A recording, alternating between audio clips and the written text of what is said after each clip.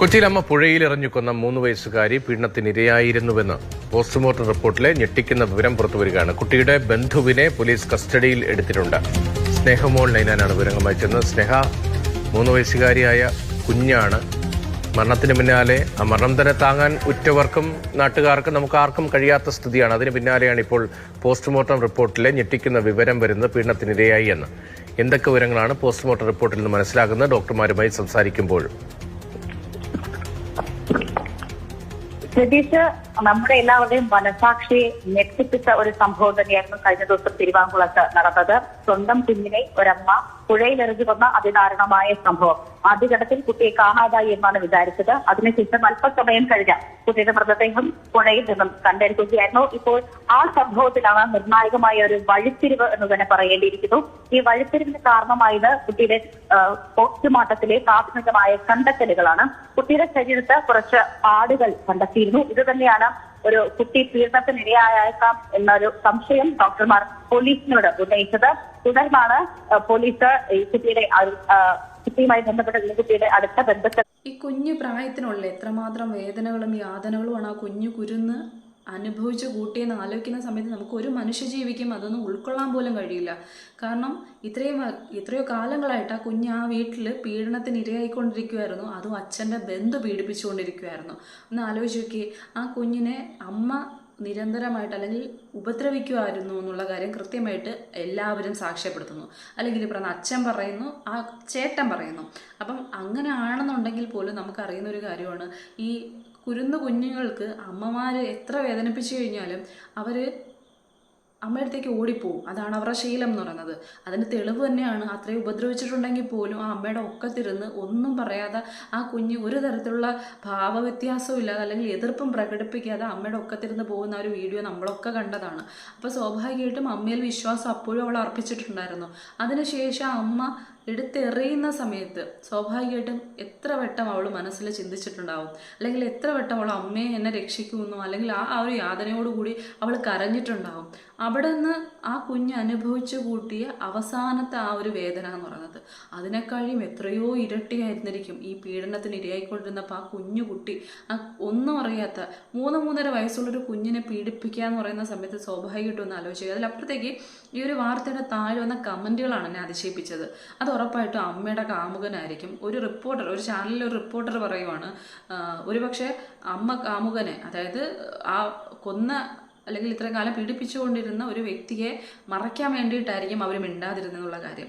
അല്പമെങ്കിലും ഈ വാർത്തയൊക്കെ പറയുന്ന ആൾക്കാർക്ക് ലോജിക്ക് എന്ന് പറയുന്നൊരു സാധനം വേണമെന്നുള്ളത് അത്യാവശ്യമായിട്ടുള്ളൊരു കാര്യമാണല്ലോ. കൃത്യമായിട്ട് ആ കുട്ടിയുടെ അച്ഛനും ബാക്കി ആൾക്കാരും പറഞ്ഞ വീഡിയോസ് അല്ലെങ്കിൽ എല്ലാം ഇപ്പോഴും കിടപ്പുണ്ട്. അതായത് കുട്ടിയുടെ ആ പെൺകുട്ടിയുടെ, അതായത് സന്ധ്യ എന്ന് പറയുന്ന സ്ത്രീയുടെ വീട്ടിലേക്ക് വിടാറില്ലായിരുന്നു, അവിടെ തന്നെ ആയിരുന്നു. അതിലപ്പുറത്തേക്ക് അവരടക്കം പറഞ്ഞാണ് ഇവരുമായിട്ട് വഴക്ക് അല്ലെങ്കിൽ ഇങ്ങനെയുള്ള കുറേ കാര്യങ്ങൾ വെച്ചുകൊണ്ട്, അതായത് സന്ധ്യയുടെ വീട്ടിലായിരുന്നു കുറച്ചു കാലം. അതിന് ശേഷമാണ്, അത് സന്ധ്യയുടെ അമ്മയും പറയുന്നുണ്ട്, കുറച്ചു കാലം കഴിഞ്ഞതിന് ശേഷം എനിക്ക് ഇളയ കുഞ്ഞിനെ കാണാതിരിക്കാൻ പറ്റില്ല, അവൾക്ക് എന്നെ കാണാതിരിക്കാൻ പറ്റില്ല എന്ന് പറഞ്ഞുകൊണ്ട് തിരിച്ചു പോവുകയാണ് ചെയ്തത്. അതുപോലെ തന്നെ ആ കുഞ്ഞിൻ്റെ അച്ഛനും പറഞ്ഞൊരു കാര്യമാണ്. അതിലപ്പുറത്തേക്ക് സ്വാഭാവികമായിട്ടും ആ അച്ഛൻ പറയുന്ന കുറേയധികം പരസ്പര വിരുദ്ധമായിട്ടുള്ള കാര്യം എത്ര പേര് ശ്രദ്ധിച്ചു എന്നറിയാൻ എനിക്കറിയത്തില്ല. അവളെന്നും, അതായത് സന്ധ്യ എന്ന് പറയുന്ന ഭാര്യയ്ക്ക് യാതൊരു തരത്തിലുള്ള പ്രശ്നങ്ങളുമില്ല, പക്ഷേ എന്തൊക്കെ നിഗൂഢതകൾ അവളുണ്ടായിരുന്നു. അത് ഞാനും ഇന്നലെ വീഡിയോയിൽ പറഞ്ഞ കാര്യമാണ്.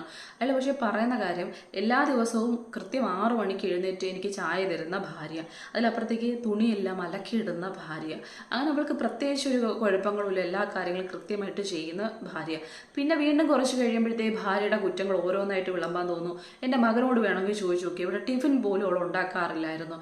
എൻ്റെ ആൺകുഞ്ഞാണ് ടിഫിൻ ഉണ്ടാക്കിയിട്ട് അല്ലെങ്കിൽ ഭക്ഷണം ഉണ്ടാക്കിയിട്ട് ഇളയവൾക്ക് കൂടി, അതായത് കുഞ്ഞിന് പോലും കൊടുക്കുന്നതെന്നുള്ള രീതിക്കാണ് പറയുന്നത്.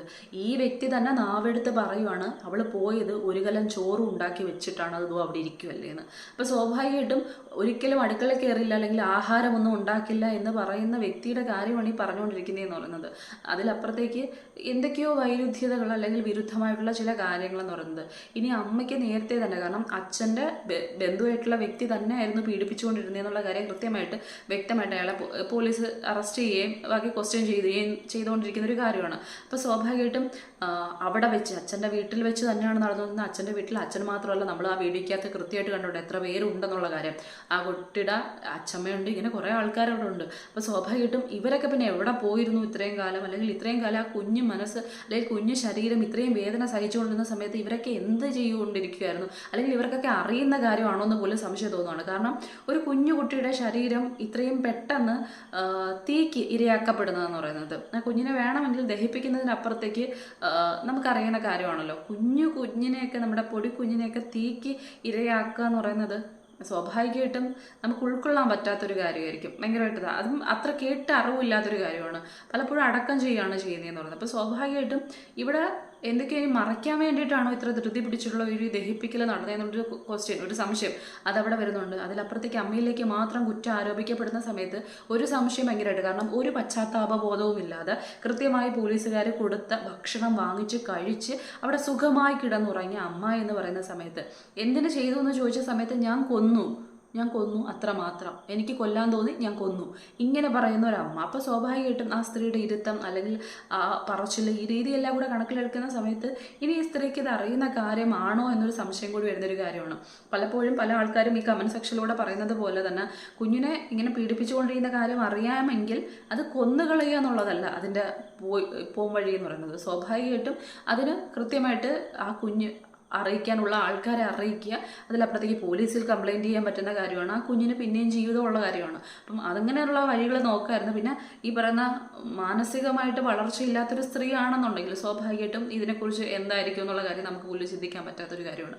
ഇനി ഇതൊക്കെ ആരെങ്കിലും ബോധ്യപ്പെടുത്തിയിട്ടും ആരും ഒന്നും പറഞ്ഞില്ലേ, ഈ 1,00,000 രൂപ മേടിച്ചുകൊണ്ട് എൻ്റെ മാത്രം ചിന്താഗതിയാണ് നമ്മളിങ്ങനെ കേൾക്കുന്ന സമയത്ത് ഒരു കുഞ്ഞു കുട്ടി എന്ന് പറയുമ്പോഴത്തേക്കും ഒരു അമ്മയുടെ മനസ്സിലൂടെ പോകുന്ന ചിന്തകൾ എന്നുള്ള രീതിക്ക് മാത്രം എനിക്ക് തോന്നിപ്പോയൊരു കാര്യമാണ്. ചിലപ്പം ഭർത്താവ് അറിയാതെ ഈ 1,00,000 രൂപ ആ വീട്ടിൽ നിന്ന് വാങ്ങിക്കുന്നത് ഈ ഒരു പക്ഷേ ഈ കുഞ്ഞിനെ പീഡിപ്പിച്ചുകൊണ്ടിരുന്ന വ്യക്തികളുടെ എന്തെങ്കിലും ഭീഷണിക്ക് വഴങ്ങിക്കൊണ്ടാണോ, ഇനി നിരന്തരമായിട്ട് ആ കുഞ്ഞിനെ പീഡിപ്പിച്ചുകൊണ്ടിരുന്ന കാര്യങ്ങളോ അല്ലെങ്കിൽ വല്ല കാര്യങ്ങളും ഏതെങ്കിലും മറ്റൊരു തരത്തിലേക്ക് മാറ്റിക്കൊണ്ടോ ആ കുഞ്ഞിന് വല്ലതും സംഭവിക്കുന്ന തരത്തിലോ ഈ സ്ത്രീയെ ഭീഷണിപ്പെടുത്തിക്കൊണ്ട് അവർക്ക് കൊടുക്കാൻ വേണ്ടിയിട്ടാണോ ഈ പൈസ ഇവർ വിനിയോഗിച്ചുകൊണ്ടിരുന്നതെന്നുള്ള കാര്യം ഒന്നും നമുക്കറിയാത്തൊരു കാര്യമാണ്. അത് പോലീസ് ഇനി കൂടുതൽ അന്വേഷണത്തിലൂടെ മാത്രം വഴിത്തിരിവിൽ ഉണ്ടാകുന്ന ഒരു കാര്യമാണ്.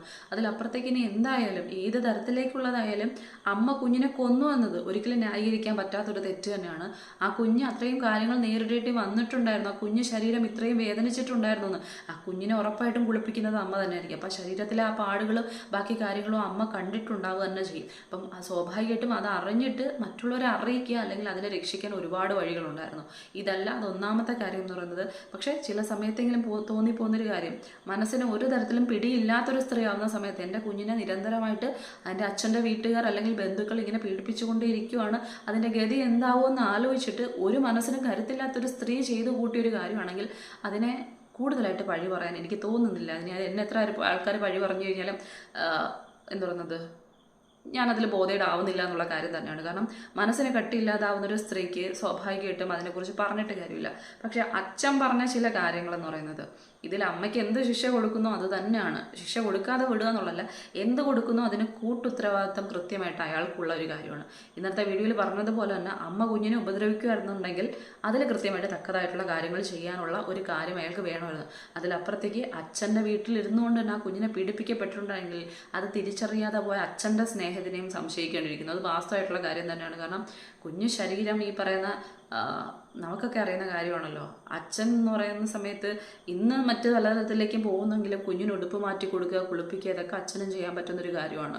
അച്ഛന്മാരുടെയൊക്കെ മനസ്സ് അത്രയും നിഷ്കളങ്കമായിട്ടുള്ളതാണെങ്കിൽ, അത്രയും ഈ പറയത്തില്ലേ പരിശുദ്ധമായിട്ടുള്ളതാണെന്നുണ്ടെങ്കിൽ, അപ്പം കുഞ്ഞിൻ്റെ ശരീരത്തിലെ ഒരു മുറിവുകളും അച്ഛനും കണ്ടിട്ടില്ല, അല്ലെങ്കിൽ കുഞ്ഞിൻ്റെ മാറ്റങ്ങളോ, അല്ലെങ്കിൽ ഇത്രയും ആ കുഞ്ഞ് 3-3.5 വയസ്സുള്ള കുഞ്ഞ് എങ്ങനെ ഈ ശാരീരികമായിട്ടുള്ള ഇത്രയും വൃത്തികേടുകൾ സഹിച്ചു, അതിൻ്റെ ശരീരത്തിന് എങ്ങനെ അത് ഉൾക്കൊള്ളാൻ കഴിഞ്ഞു, ഒരിക്കലും മനസ്സിലാക്കാൻ പറ്റാത്തൊരു കാര്യമാണ്. അത് ഉറപ്പായിട്ടും അതിനെ സ്നേഹിക്കുന്ന ഏറ്റവും അടുത്ത് നിൽക്കുന്ന ആൾക്കാർക്ക് തിരിച്ചറിയാൻ കഴിവുണ്ടാകണം. അത് ഉണ്ടായില്ലെങ്കിൽ ഈ കാണിച്ചു കൂട്ടിയ കോപ്രായങ്ങളും സ്നേഹപ്രകടനങ്ങളൊക്കെ സംശയിക്കേണ്ടിയിരിക്കുന്നു. അപ്പം സ്വാഭാവികമായിട്ടും ഇനി നമ്മൾ അറിയുന്ന വാർത്തകൾ ആ കുഞ്ഞിന് എന്തൊക്കെ അനുഭവിച്ചിട്ടുണ്ടായിരുന്നു എന്നുള്ള കാര്യം, അതിലപ്പുറത്തേക്ക് ഇനി അതിൽ ഏറ്റവും അടുത്ത ബന്ധുക്കൾ പോലും വരാതിരിക്കട്ടെ എന്നുള്ളതാണ്. കാരണം സ്നേഹിച്ചവർ തന്നെ പിച്ച് കീറുന്ന സമയത്തുണ്ടായ വേദന എന്ന് പറയുന്ന സമയത്ത് സ്വാഭാവികമായിട്ടും ആ പിഞ്ചു കുഞ്ഞ് അത്രയും സ്നേഹത്തോടെ അത്രയും കരുതലോടെ അടുത്ത് ചെന്ന ആൾക്കാരാണ് അതിന് പിച്ച് കീറിയിട്ടുണ്ടെന്നുണ്ടെങ്കിൽ അത് ഒരിക്കലും ഈ പറയുന്ന ന്യായീകരിക്കാൻ പറ്റാത്ത അപരാധമാണ്. അത്രയും വലിയതാണ്.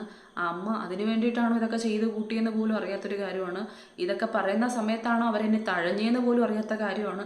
അതിൻ്റെ പേരിലാണോ ഇനി അവർക്ക് വല്ലതൊക്കെ അടിയും ഇടിയൊക്കെ ഏൽക്കേണ്ടി വന്നേന്ന് പോലും അറിയത്തില്ല. അപ്പോൾ സ്വാഭാവികമായിട്ടും ഇന്നലെ കേട്ട ഓരോ കാര്യങ്ങളും സ്ക്രിപ്റ്റഡ് ആയിരുന്നോ, കുഞ്ഞിനെ അടക്കം പറഞ്ഞു പഠിപ്പിച്ചതാണോ എന്നുള്ള കാര്യം ഇനി അന്വേഷിക്കേണ്ട കാര്യമാണ്. കാരണം കൊച്ചിനെയൊക്കെ ക്വസ്റ്റ്യൻ ചെയ്യുന്ന കാര്യത്തിനെക്കുറിച്ച് എനിക്ക് കൂടുതൽ അറിയില്ലെങ്കിലും ആ കുഞ്ഞിനെ ജസ്റ്റ് ഒന്ന് മാറിയിരുത്തി ക്വസ്റ്റ്യൻ ചെയ്ത് കഴിഞ്ഞാൽ കുറച്ച് ഉപകാരപ്പെടുന്ന ഒരു കാര്യമായിരിക്കും. കാരണം സ്ക്രിപ്റ്റഡ് ആണെന്നുണ്ടെങ്കിൽ മാറിയിരിക്കുന്ന സമയത്ത് ചിലപ്പോൾ മാറ്റി പറയാൻ സാധ്യതയുണ്ട്.